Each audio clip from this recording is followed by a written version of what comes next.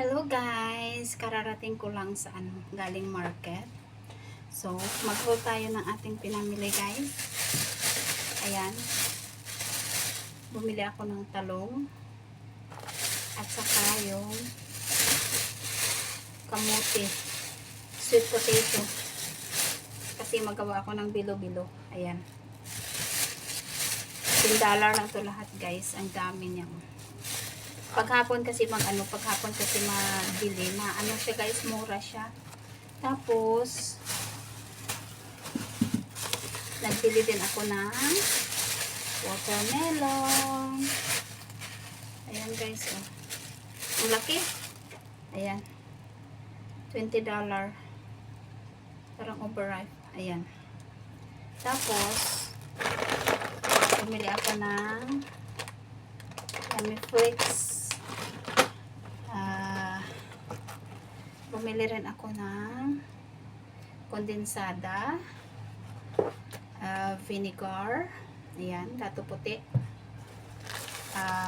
glutinous rice kasi magawa ako ng bilo-bilo, ayan, syempre may coconut milk kasi gagawa ako ng bilo-bilo, tapos cream densada, angel cream densada.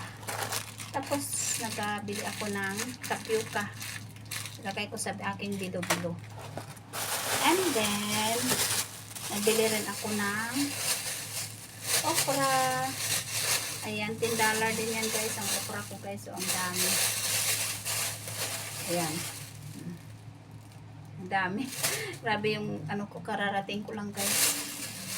Ayan, ito ang aking gulay. Okra at saka ito guys, talong. Tapos bumili rin ako ng isda at saka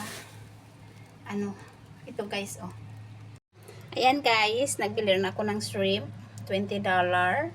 At saka yung pusit, $20 din. At saka yung isda na favorite ko guys, $15. Ayan. Konsumo ko to ng 4 days. Ayan na guys, ang aking nabili. Ayan, nalinisan ko na. So, lutuin ko ngayon is paksiw na isda for my dinner.